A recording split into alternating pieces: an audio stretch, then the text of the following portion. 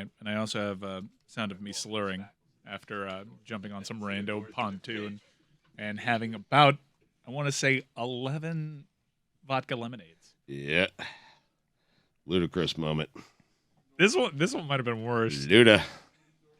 It was worse. You were hammered, dude. I was. You really were. To the point that I was like, you guys handle Iguodala because I don't trust my lips to say Iguodala. Mike wanted nothing to do with it.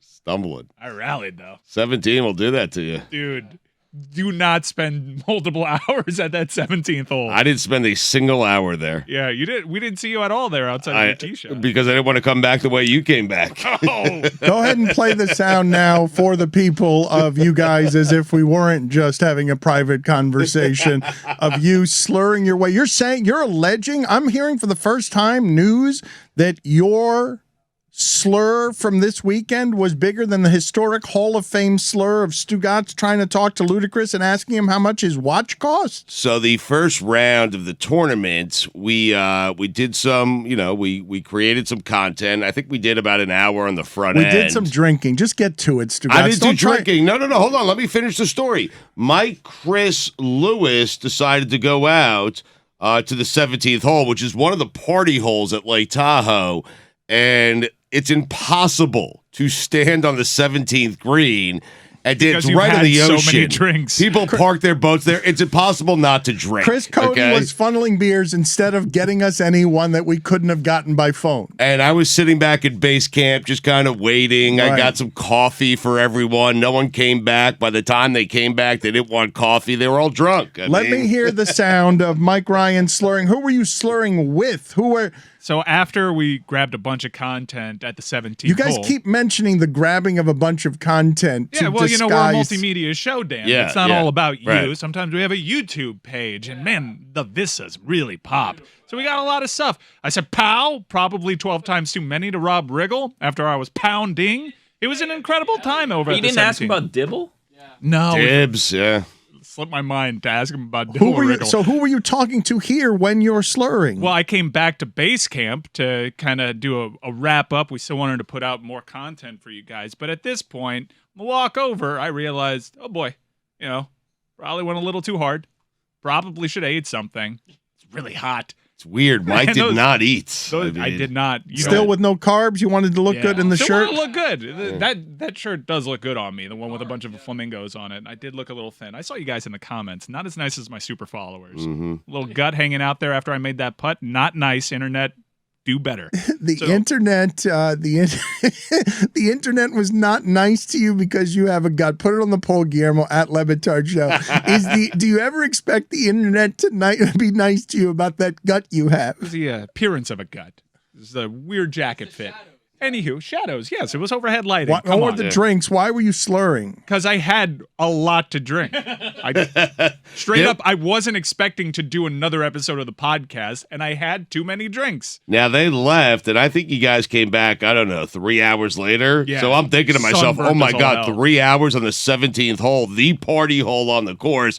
I can't imagine what these guys are going to look like and sound like, and they delivered. Yeah. I was proud of them. Yeah, we came back. We hadn't eaten a damn thing, and it's day drinking, it's dangerous, and I came back, was a little surprised that we're going to still put out a little bit more content because I thought, okay, we did the Justin Timberlake, Nick Jonas thing. How are we going to get more famous? It was amazing. We already had them on together. We're not going to do any better than that. Right. Go ahead and play the sound of you slurring, please. There's a lot of paperwork that you got to do to get a super follow. What do you mean paperwork? I'm super following Mike. There's procedural shit that you got to take care of. Do you know the last 4 digits of your social security? You don't sound bad at all. Jesus Christ. Holy shit, Tahoe. Pick your ass. Oh, my God.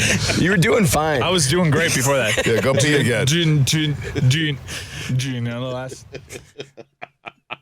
We just sent you guys out there to drink and golf, and you guys are disguising it as we talk to David Wells. We got to be there Monday. Yeah, we have to get out there Monday, perhaps Sunday, just to set everything up and be ready to go on Monday. Are you surprised at all? I was the most responsible when it came to alcohol. You weren't. Wait, you weren't. Just alcohol. I'm not saying that. Listen, I'm not saying I didn't take a little stroll around the front nine with my pen. I'm just saying. You guys are you fell asleep the first night in the clothes that you wore all day. day. I did. It He's was a still rough wearing one. them. He's Oh still my God, wearing you all are. the That's the same clothes outfit. I saw in all the No. I videos. flew in with this. We went out for dinner. I was wearing jeans, a nice shirt, and some shoes, and I fell asleep in those jeans. You had about like 6 G&Ts. Oh, I was hammered. And some shoes. How nice of you. The praise is pouring in from all over the internet that is going to be very gentle about that gut you have. You would think Dan Le Batard, being of Cuban descent, would be against socialism of the Democratic Party. I used to enjoy his show. Now he's a horrible human being. Dan Le Batard, congratulations. You're a bad person. He's that guy.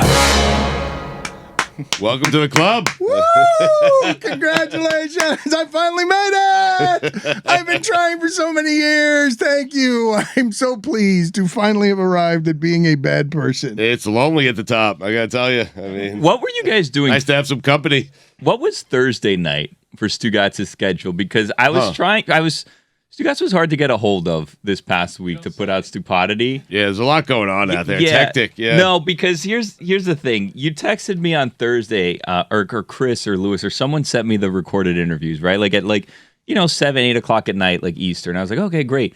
So then Stugotz texts me at like 9 o'clock, which is 6 o'clock his time, and he's like, hey, bro, you put it out. I'm like, can you just do like an intro and like a thing between the two of them? And you're like, yeah, but better today. I could do it tonight or tomorrow. I'm like, oh, it'd be better if you do it today, and then tomorrow I could get it out at like 6 a.m. Mm-hmm. And then I didn't hear anything. And then the next day at like noon Eastern, he's like, buddy, I'll do it right now. Best I could do. And I'm like, it was like 7 o'clock when I was talking to you yesterday. What we Yeah. did on Thursday, Right. that was pregame in my hotel room. Oh yeah. that was fun. What we call it? What was your I don't club? know. We forgot to put down a wet towel, I'll tell you that. Mike's room was two rooms away from a steakhouse. I mean, Then we went to the steakhouse, and there was a lot of G&Ts, and that's the night that Stugotz fell asleep in all of his clothes. We Yeah. went down to the table, got hot. Hotter, I would say. Woo! Yeah. I have no idea how to play roulette. I just realized that Stugotz reached into his pocket on a $5 fine, and reaching through hundreds of dollars came up $2 short. Yeah. I just realized that he's tried to get out of $2 here, as if he hasn't stolen enough money over the last week of going to Tahoe and not doing anything other than drinking gin and tonics and sleeping in his jeans. G&Ts. Roulette is the Jeans and easiest tees. game.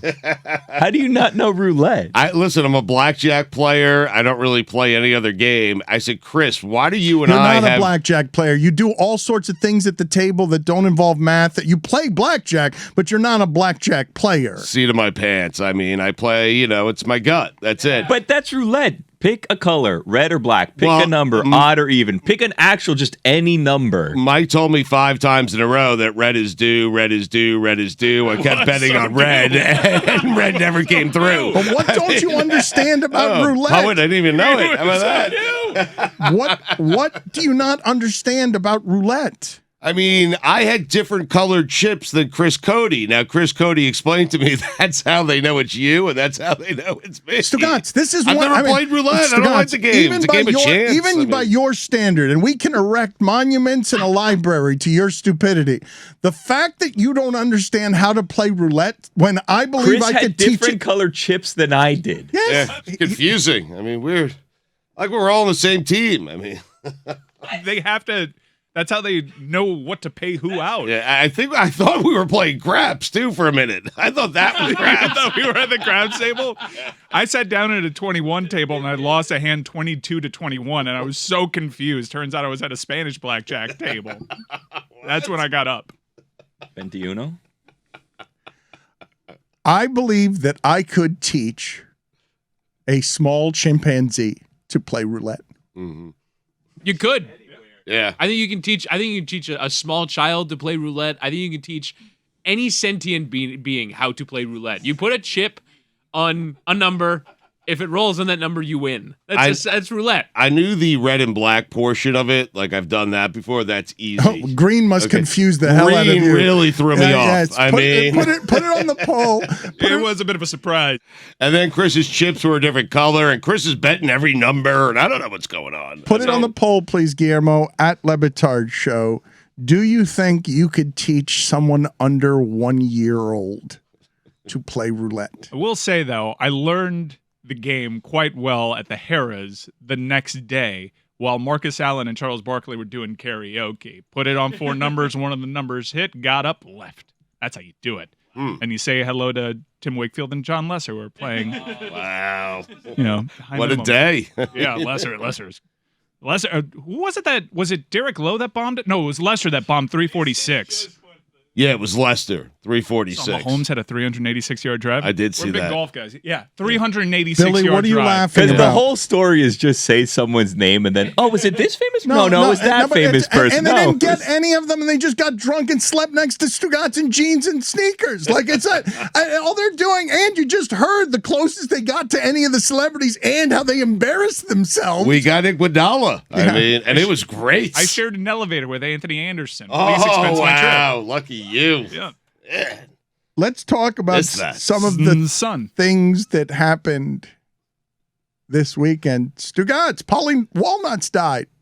That's unfortunate. It really is. Made me feel old, made me feel bad. He's one of the great, side characters of all time, of any show, right? Like, he's not the star of The Sopranos, but he's one of those ancillary characters that you fell in love with, that you loved. I'm trying to think, who would be in the running for, side. He was the 3rd or 4th guy on that show. Is that fair to say? I don't know. I don't know whether I'd put him 3rd or 4th. I think Right. we've lost 3. We lost I'm Ray- working on my top 5 list, though, of words that you should avoid when you've had 13 strawberry vodka lemonades. Iguodala is one of them. Yeah, ancillary is one of them. Yeah. You were afraid of interviewing Iguodala because you were going to slur his name. Yeah, I couldn't say that. Yeah. Also, don't say Social Security. Learn from my mistakes. Or the watch. Ray Liotta and James Caan. We lost 3 mafioso figures together, and Mike Ryan believes that James Caan should be remembered for Elf. I believe that James Caan should be remembered for Godfather, and he's got a couple of other movies that I would put ahead of The Elf. program. No, you should remember him for The Godfather, obviously. And the Herald put out Godfather and Elfsar, and you on Twitter took exception to Elf. And that's just you showing your age there, pal. We actually had this conversation because I was with Dan and the guys were telling me, no, for the younger generation, you have to put that movie on there. I think Elf, for my generation, is our generation's greatest holiday movie. I really do think so. But he doesn't put. It's basically The Godfather to us, as Billy put it. So I think that James Caan, if you're a newspaper headline and you're trying to grab attention for all ages, especially Twitter users, you eye catch with Elf. James Caan twice in New York won Italian of the Year. He's not Italian. Is anyone who's in The Godfather sort of Italian by association? It's weird because it's such an Italian last name. Put it on the poll, Guillermo, at Le Batard Show. Is anyone who is on The Godfather Italian by association? James Caan himself puts Elf last among his big movies that after Misery and 5 others, he himself did not view that movie the way that young people viewed that movie. Or younger people, because it's not even young people anymore. It's no longer up to James. I mean, he doesn't have that ability anymore. He died. And so now it's up to the people. Wait a minute. Does that ability die with him, or does he have the ability, or does he not have the ability? You gave him the ability, but you gave him the ability before. But the moment he died, you take it away from him. I mean, he could at least object. He can't object anymore, so it's not up to him anymore. Is what I'm trying to say. He's told you what his list and they've told you they don't care what he says. It's not. It wasn't up to him when he was here. The masses decide. I kind of learned this watching Alfonso Ribeiro. I kind of always knew that's not. At times, that life could be pretty hard. Yes, it afforded him this wonderful life and maybe set up generational wealth. But also, every hole you get up to, just white people telling you to dance all the time, it's got to get annoying. Not calling you by your real name. I kind of felt sad for him a little bit. When you saw him last year at Tahoe, because you just continue to name drop people from all of your celebrities. No, that was this year. I followed him for all 18 holes. And I have to tell you, it's a hard life. Imagine how it's annoying, right? Every hole you get up to, just people with their phones out. Hey, Carlton, do the dance. Yeah. I mean, poor guy. He's a good golfer, by the way. He is. Yeah. He was nice to me. Yeah. He wanted to come on. Like he was angling. We didn't to come ask on. him to because Yeah. we had to start making cuts. Yeah. Billy, ask the question you wanted to Wait, ask. what? What do you mean, You claimed that he wanted to come on with you and you passed. Yeah, he didn't make the cut. Billy? Who a- else didn't came on make the last cut? A Yeah. beeline to our like he stopped at our table. He talked to us. He had a conversation with us. What'd he say? Waiting for us. I have no idea. Waiting for us to ask him to come on, Just chit-chat. and there was no invitation Yeah, just because we had him chit-chat. on last year. You know. Yeah, we did strike out with the Carr brothers. We wanted to have Derek and David Carr on, and I wasn't going to ask Why? Derek Carr a single question. Why not? I was just going to totally hit on David Carr. Oh, he looked good. My God, he looked good. I thought Derek Carr would play better. I gotta be honest. The way he was hitting on the Derek driving Carr, range, but he played right. much better than David. One takeaway: Miz takes a very long time to golf. Yeah, too long. It's enough. There's a video from Our this. round was 7.5 hours. There's one time he's standing over the ball for 37 seconds on a drive. It's like a straight fairway. Can I ask you a question, Stugotz? Yeah. Because you brought in an autographed Ms. something that's Yeah. framed that has your name under the wrong person. Let me has go you get it real mislabeled. quick. Yeah. Larry Fitzgerald was out there. You guys didn't get him either. He wanted to come on, but they Speaking said of no. beautiful people, Yeah, by that time we had already been out. I had run back to the broadcast position, and I saw, glistening in the sun, the silhouette of an unmistakable Larry Fitzgerald. Why it was unmistakable? You can guess. a beautiful, beautiful ass, one of the greatest in the history of sports. Who already Stugotz- broke the frame. Is the frame already broken? It's already broken, It's not Stugotz. broken. Where do I you saw see it it? popping out there. the bottom of it seems like Slide it back in. Well, my question is where, because that obviously was made to be like a keepsake for, I guess, everyone involved, and the Miz autographed it for you with a dollar sign and everything. You clearly don't value that very much. So where's your line on things that you're given to put like in your office as a keepsake? Because that seems like that's what that was intended for, like to be prominently displayed. Like the time I went to Tahoe, I played with the Miz, I got his autograph, but you've already broken it. Yeah. Last year, you got one of these and you left it behind. I when did. you played What? with Marty Fish. Yeah. And this Yeah. year, he once again left it behind. Mhm. I grabbed it for him and I put it on my carry-on and I brought it back to him. Very nice of you. I appreciate it. but it's going to get left here as well because I think corporate people would pay a lot of money for that to have a Corporate photograph people do. with a They celebrity. do, yeah. Here's the problem. So it is. It's me. It's Mike. It's the Miz. It's our good friend Tom. And Tom. we love Tom. I hung is out with great. Tom on Saturday. Oh, lucky you! yeah, really, he's a really nice guy. You follow Marty, huh? Yeah, You yeah. and Tommy. Yeah, Oh, well, nice. he's good friends with Alfonso Ribeiro, it turns out. Yeah. All right, really? I'm done Yeah, I'll tell you the talking whole about story. this. Well, Dan, here's the problem. Under the picture of Mike, you see us standing right next to each other. It says John Stugotz, and under the picture of me, right next to Mike, it says Mike Ryan. It's a mistake card. Yeah. So it's like More you know, valuable, if anything. yeah, like the Bump Wills mistake card in the '70s that everyone wanted. And so I don't know what I'm going to do with this. We'll see. But You're going to wipe your ass with it. Is what Probably. you're going to Yeah, do yeah. with it. Why are you laughing, Mike? What are you laughing at? The mistake card that he It does. It that does he- say under Mike. It says Stugotz. Under Stugotz, it says Mike. He also did tell me that he was upset that he was given the celebrity autograph thing and that he should have been the one signing the plaque for the Miz. correct. Yes. Yep. And Tommy. Yeah. Leave it right there, Stugotz. Quit moving it away from the camera as if you've never done television before. Just leave it out there in a place. Stugotz, just look Trying at one to of get the, it right in the look at one middle. of the cameras here, Stugotz, so trying that to you get it can help the right camera in the people. middle. Thank you. See. I'd like to stop talking about this now. We wasted our money.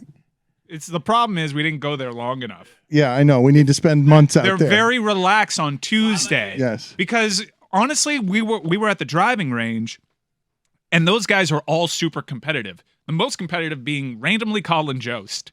And He had a track man. it was so weird. I got mad at him. Yeah, but right before they're actually playing on day one, they kind of don't have time for anybody. Yeah. Except for the physical therapist, where we were caught in between both of those places. But we kept saying, "Oh, we'll just get them later after their rounds." But they kind of tend to dip when there's a bigger gallery. Right. We'll shuffle away from this because I could feel Dan getting annoyed by us, and he has every right to be annoyed. But, Mike, can you back me up on this? We need Dan and the entire show next year. Yeah, to we go got out. to do the bigger. show there for a Think year. bigger. We got to do it from there for a year. Yes, but we need to go out on Sunday, get the full week of events in, because Mike is right. It's like the closer you get to the Super Bowl, the less access you have to the players. And the closer you get to the opening round of this thing, the less access you have. We're out there Monday, Tuesday, Wednesday. We'll get anyone we want. You would think you would have learned that last year. All right, I have this figured out because you said what Takes was happening. 2 years to learn that. Everyone was there, and they were walking right past you to go to therapy, right? So this is what I'm thinking. On top of Chris being a security guard next year, Dan's going to go obviously for name recognition, all that. But we're also going to take Genesis with us. So when they go to do therapy, we're going to usher them aside to our own They therapist. get a massage while they're waiting. Yeah. No, they get a massage while they get interviewed. Boom. So they'll be laying down there getting masked. Genesis will be That's a walking good on idea, top of them. actually. And you're going to That's a hold a good idea. microphone interview. And they're like, no, don't go. Don't worry about that. Just come over here to Genesis. She'll have her walker. She'll do all that stuff. I'm not a walker because like she's old and fragile, because she holds on to this walker and she stands on your back to the point that you feel like you're going to poop yourself. So pay for the whole show and Genesis. Yeah. Yes. Or how about just me and Genesis go? Just get there on Sunday. You don't even That's play. all I'm telling you. You don't play. Right. I think I might do it with just me and Genesis. But you don't play golf. I mean, I think it's a We good need a wrangler idea. because we've proven ourselves to be great at this. We had Justin Timberlake and Nick Jonas. I'll go and wrangle for you and Genesis if you want. Yeah, I mean, they will. yeah. I will too. Yeah. Okay. Just volunteering. I mean, Getting on to more serious matters, the Vince McMahon law. What's happening with Vince McMahon as now? It's 4 women, $12 million in hush money, and you've got one of the most powerful figures in sports. I'm putting that in quotes, or entertainment, or however it is. Fame, recognition. If I say commissioner, he has been in the public consciousness for so long and helped build that sport into what it is today. Was a caretaker for it in the 80s when he was an announcer, and became an impresario, and that business is a giant now, and it's gotten late in his life, it's gotten sloppy, and now there's a competitor. And behind the scenes, it's as disgusting as you would imagine. And if you hear the stories of wrestling for the last 30 years, he has presided over an evil empire that breaks bodies. It's sort of like unregulated football. I'm sure everything in every crevice of that place is a little bit dirty because his past is smothered and dirty. So if you find this with the Washington Commanders in a way that now summons Daniel Snyder from his vacation to come and account for his country club frat boy thing. Imagine what Vince McMahon has been presiding over, the sewage system of recklessness and lawlessness that has been professional wrestling and has devoured bodies and minds, and is not unlike football in that it's killed some of its people as they go along, and as the boundaries keep getting pushed, because the form of wrestling that you're watching right now is the most athletic. And I would imagine, I don't know how it could possibly be safer than previous incarnations of wrestling, given that the athleticism is an insanity. What you're watching these people do clearly breaks bodies, and it's going to be even somehow less regulated than football, which at least has the public pressure of, let's keep the illusion of integrity that we're pretending to keep these people safe, as Demaryius Thomas dies at 33 and the New York Times reports that it's CTE, and you're getting more and more players that you're learning, like Vincent Jackson dying at 40, and he's got an alcohol problem, and you don't know how much football is killing these people.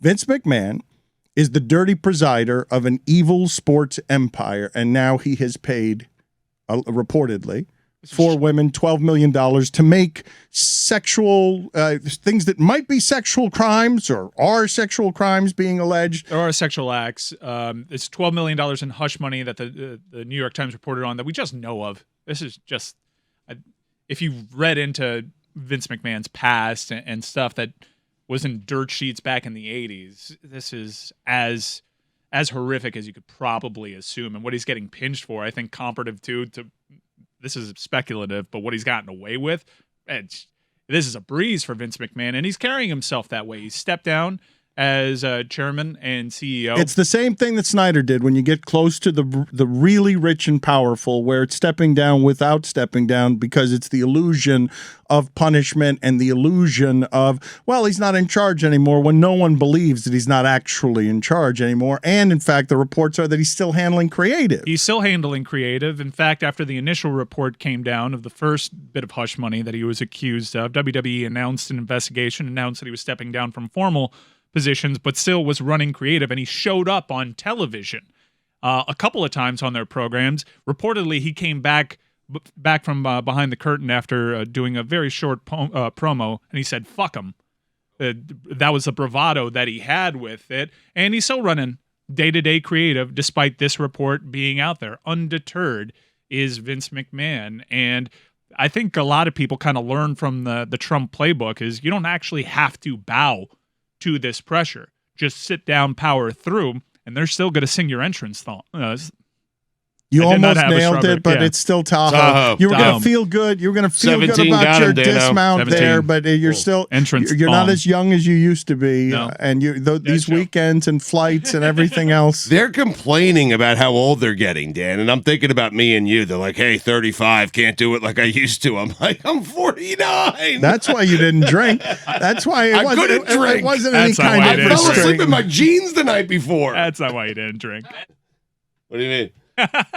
I will never make fun of a golfer for walking 18 holes ever again. Thank you. Athletes. They're absolutely athletes. For the love of God. Athletes. My body was a wreck walking 9.8 miles following all 18 holes. I don't know how they do it. My dogs were barking. I mean, if we're going to talk about golf, how about we talk about MasterCard pulling its sponsorship of golfers who you don't actually care about, like Ian Poulter. The other sponsors are having trouble. DeChambeau's not losing sponsors. And also, though, Greg Norman, he's not invited. How about the 150th Open Championship?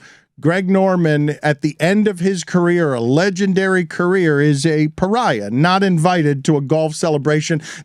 We're talking about rich country club types. We're talking about the height of power, money, and sports in this country. We're talking about the indignities suffered by women in the case of McMahon and Daniel Snyder. And I must correct you on the DeChambeau stuff. He is losing sponsors. Yes. There are sponsorships with these golfers that are going on the LIV Tour that quietly they're letting those contracts lapse. And by the way, I saw that private plane. It might be worth it. MasterCard also pulled from Graham McDowell, and no one cares about Graham McDowell. I'll only say that he won, I think, 2 majors a few years ago. So he had like a great stretch of golf where he won a couple of majors, competed in just about every major. But I think that's what LIV does, Dan. They give you enough money where you don't care if the sponsors pull.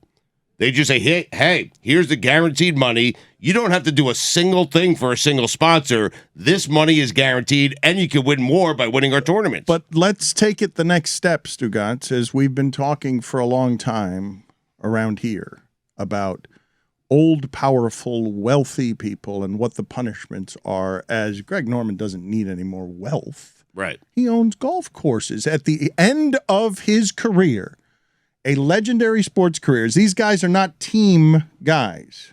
At the end, they're all just grabbing for the money and the blood money. Greg Norman is not invited to the country club where they celebrate history and tradition that they now tear apart. Dollar by dollar. Yes. And maybe it doesn't matter to you, but I thought this was the sport where that crap mattered. But it doesn't, right? It's just money. And Greg Norman, there is no shame involved. Like Greg Norman has won the Open Championship twice. It's the only major I believe that he's won. He's finished second in every other major. The Open Championship is something that he has won not once but twice, and the fact that he's not invited says a lot, but I don't care because I care about the Open Championship this weekend. But you're saying says a lot and then skipping past it. I'm asking you, what does it say when it's this craven? Hey, legend guy, whose legend is at this course, you're not welcome here anymore. You need to be so rich You got plenty rich off us, but you need to be so rich that you are not invited to the pomp and ceremony of a sport that celebrates this nonsense in a way that is historic, and being welcome into the country club to put on a green jacket is the wonderful touch of sports heroism, as 18 holes are difficult to walk in a way that make Mike Ryan's body hurt. From a playing standpoint, Greg Norman being there, not being there, doesn't matter to me anymore. So I'm going to miss a ceremony with Greg Norman at the beginning of the Open Championship. I'm not talking about you, Stugotz. I understand. Right. I'm asking you about the character of a person, what his legacy is as he heads toward immortality and mortality at the end of his life. As Greg Norman, as rich can be, what does it mean to him? I don't care what you think of whether or not Greg Norman's invited to a party. I'm asking you how you imagine it feels. Greg Norman has cashed that in, and I'm asking you, does it matter to anyone that he's cashed that in, and does it matter to Greg Norman, or is that the trade? I imagine perhaps it stings a little the first time around that he's not invited to the Open Championship, but I think Greg Norman knew what he was getting into when he decided to run the Live Tour, and what he is running into, I think, was expected by Greg Norman. He's not going to be welcomed at most of the events because he no longer brings value to those events, and he is the face and the guy running something that's trying to take down the PGA Tour. And so I wasn't really surprised that he wasn't invited. But is there anywhere, I would imagine it stings for Greg Norman. I would imagine it stings a little bit. Is there anywhere that I could disinvite you from that would matter to you at all, that it would just hurt? That at some point you'd have to take inventory. At this point, Tahoe. At this point, I'm assuming that Greg Norman knows when he's defending the grabbing of money that there are going to be some ramifications. These are not much in the way of ramifications if you're not invited to a party. Right. I'm asking, I guess, all of you whether you think Greg Norman cares at all. No, as long as he's invited to that evil Bond villain type plane that they have, I think he's good. Yeah. Did you see that thing?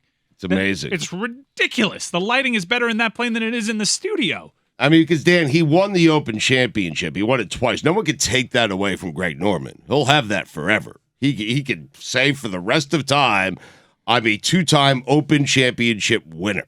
They can't take that away from him. Now, not being invited, maybe it stings, maybe it doesn't. I would think the first time around it probably does. I think he'll be okay with it moving forward. I was of the impression that this stuff mattered in golf, that there were some things that are priceless, and that these are treasures that golf treasures better than other people who treasure treasures. But Mike mentioned, as it relates to WWE wrestling, the tradition of it all, and the Trump playbook being that you don't have to respect tradition, that as long as you just persist, as long as you don't care about these ramifications, you can go on. And that really is the Live playbook at this point. It's just to continue to exist to the point where we see a plane, we become desensitized to its existence, it starts to garner an audience, and then eventually it is a real and legitimate competitor. That ultimately is what this is. It is the institution of golf deciding we are now going to compete with this entity.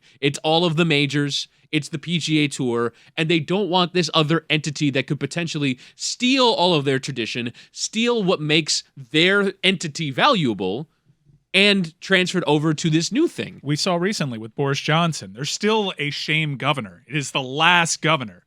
Shame.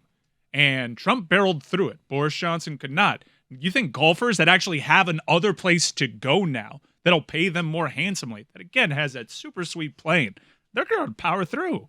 Did you guys like that plane? I don't think I would want to go on that plane. It seems like it encourages too much tomfoolery and shenanigans and fun, and I don't want, when I'm 30,000 feet in the air on a bird, I want everyone on their best behavior. Right. Sit down, shut up. I don't want people screaming. I don't want people jumping. It's the same thing with an elevator. You don't want to be in an elevator where someone's jumping. Same thing with planes, right? Like, I don't understand how planes work, but at 30,000 feet, I don't want everybody saying, like, let's all jump at the same time and see what happens. You know what I mean? The lighting was all off because the lighting was there setting the mood for, like, dancing and revelry and like no thank you. Like do that when you want land. Everyone seatbelts Yeah, locked in the fasten your upright seat. position. Exactly right. Everybody, Exactly no right. parties on the That's plane. exactly right. When a captain turns on the fasten the seatbelt light, I'd say, thank goodness gracious. No one's going to be walking up and down the aisle, waiting in line to go to the... None of that business. I went one time to Europe, never again. Because that plane ride, oh boy. And then when we came back, longer when you come back than when you go, by the way. They didn't tell me that. Trying to figure that out. World getting wider. What's happening here? So then we come back, right? And then there's like these 3 or 4 guys that are just uncomfortable. And they're just standing for like a good 30, 40 minutes just chatting it up in the aisle. And I'm like, can we not? Can we all sit in our assigned seats, please? Like, what if there's a fire? I'm going to need that lane. Let's focus. Also, I don't know what it is that the 4 or 5 of you are up to, but it makes me uneasy. I like everyone sitting down, facing forward. If I had my dream situation on an airplane, it would be like very dim lighting and like lullaby music playing the whole time just to get everybody calm, fall asleep. Maybe we do like a kind of a water theme, a little eucalyptus going through like the air. Yeah, just like a water sound. You get a water sound going to calm Soothing. exactly right. You Just the soundtrack of the call map. Right. A spa, a bit of a spa. exactly right. That's I think they do exactly have a right. spa on the first deck, though. An actual There's spa. multiple Double deckers Yeah. is a whole Yeah. other thing. Yeah, an Don't get actual me in. spa, Yeah, right. no thank Are you. they gambling on there? It seems like there's a blackjack table. Oh, there better be a crab table the next time they go up in the air. The roulette's too confusing. It's a weird game. If Lefty's on that plane, they got a full casino on the third deck. The thing is, I'm conflicted, right? Because like I'm thinking of my participation because I loved Soul Plane, and I said when it came out, I'm like, I would love to fly on this airline. This seems awesome. Poor Tom Arnold, he has no control over his family. Soul Plane. Yeah. I've got a number of questions for you. Can you put these on the poll, please? Because do you want lullabies and water sounds? It's not on Soul Plane. When you're- these are two when- very when different. That's you're- where the conflict is. You know what I mean? Because like for me personally, that's what I would love. But also at the time I saw Soul Plane, I'm like, man, I would love to go on. You this were looking airplane. at it Yeah. through a child's eyes, and now you're Yeah, looking at I it was through a younger. father's. Yeah. Then the live plane is right down the median. It even has a purple lighting. But Billy, you're telling me that you've had the thought of a plane being so out of control that all the people on the plane jump up and down at the same time, and then the plane goes down? That's what they're asking for with that lighting and that bar. I'm telling you right now. You've never just been with a bunch of people and you're like, what happens if we all jump at the same time? And You you're like, think the no one plane- takes that into consideration. You think when they were building that plane, they said, what happens if 40 people all just start jumping up and down at the same time? I don't think that they've thought of that. What do you think happens? You think I there's don't gonna know, be nor do I want to find out. Okay, but you think the plane would just go down some form? I mean, maybe. Explain to me turbulence. You know what I mean? Because turbulence just has you fall like hundreds of feet, like if you're on the Tower of Terror Well, I think out of nowhere. That's air pocket pressure, And that's with no one jumping. Imagine if everybody jumped during turbulence. They did have seatbelts at the craps table. It did? If you look very closely at the lounge, all of them had seatbelts. But no one's sitting. You can't have gambling with like roulette or like a dice game on a plane with turbulence, right? Because like what happens if then the pilot is gambling and it's like a 3 and it's slowly moving and it's like, oh, just a quick little turn and then it rolls over to like a 4 or a 7 or something. You know what I mean? You can't have that. Can you have that? You can't have that. Have you ever watched Money Plane? No. Kind of yes. like the whole yes. plot. Yes, Yeah, I did. There's probably on that live plane, just one of the decks is them being able to bet on human cockfighting. I've never understood on plane movies why someone thinks it's a good idea to kill the pilot and co-pilot. Because you always end up in a free fall. Mm-hmm. And then an unexperienced pilot always has to come in and try to not hit the mountain. Have you ever Right. been on a plane where they come out and say, "Is anyone a doctor?" That's a thrill ride. Yeah, that you don't want to hear those I don't like words. that. Yeah, no, it's not great, but it's much better than them coming out. Is anybody a pilot? I'd prefer is anybody a doctor. You'd than rather can a doctor anyone than a fly plane. pilot, yes. To put a bow on a couple of these things, though, you guys threw out Boris Johnson and Trump at me, and I was just thinking about golfers. So I was a little confused by the choice. Well, Trump is famously a golfer. to That's what he rush did half the time. to rush into the shame of what like as a strategy of I'm going to be a golfer. I need more money because I don't own enough golf courses. So I'll just take whatever shame there is at the end because the plane is great and I don't care. I just thought we were protecting the names of these No, people. that's where it ends. Dan, that's where it ends with Vince McMahon too. He's going to sell WWE to somebody. and he'll ride off into the sunset when he's damn well ready to. And his big punishment for it will be, oh, they think Vince McMahon is an asshole. They always thought he was. No, but that's okay. But hold on a second, commissioner or head of professional wrestling. You look, man. I'm not the golf lover here. I don't care about manicured greens. I don't care about a history of a sport built upon racism. It's not my game. McMahon and Greg Norman are supposed to be two different human beings. Like when you're golf is racist. They do have a tournament called the Masters. You are telling me, as scandal engulfs everyone and the new trick in scandal is just skip right on past it, that Vince McMahon is going to be able to whistle by this graveyard like all the others as reports come out, and he might have to sell, because I think it's possible, but I'm not even asking you about that part. I'm asking you, will he? Will he have to get out, or is it like Daniel Snyder and everyone and Greg Norman and everyone else? No. Money and power win at the end, and you can't even do that. You can't even, like, you'll take Sterling's team if all the owners agree on it, but you can't even knock out Snyder or Vince McMahon, even if they're guilty of what look like crimes. Every move that the WWE has made, from what their board looks like to really their roster decisions and how they cut talent where it's kind of puzzling. It doesn't make sense, and it's made their competition stronger. Every move that they've made has been about increasing valuation. And you'll see every time they tout, look at the social media engagement. That's Nick Khan, right? Nick Khan is there. Nick Khan is there to not glorify wrestling's past, not care about the history, the artistry, the creative, anything. He is to streamline that entity in a way that has allowed a competitor to appear and take some of his men and women, because this is Vince McMahon's endgame. He's going to get out whenever the timing is right for Vince McMahon and cash in for whatever huge giant sum that will get, and I'm sure it'll get a huge giant sum. It will be. I think they brought in Nick Khan. It was a plan for several years to get this company ready for sale, and always the thing hanging over it was, will Vince actually sell? Will he let go of the power? Because he's not giving up the actual power he covets, which is the creative. He still wants to have that in his firm, tight grip.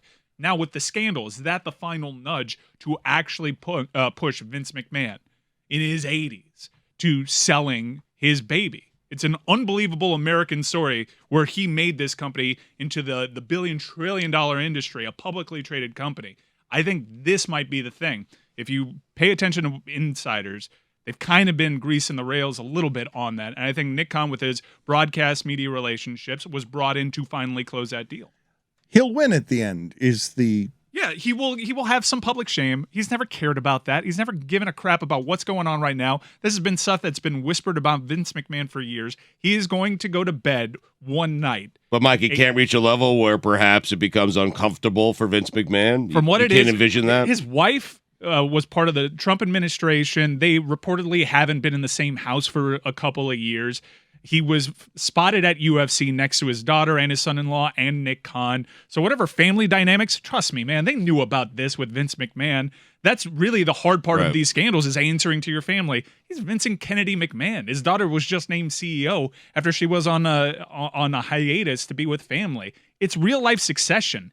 He is absolutely the central figure in this real-life drama, and he's going to go to bed one night, and his value is going to go up 10 times what it is now, and that family will be set forever. So what? They have bad things to say about Vince McMahon. They've been saying bad things about that guy for 40 years.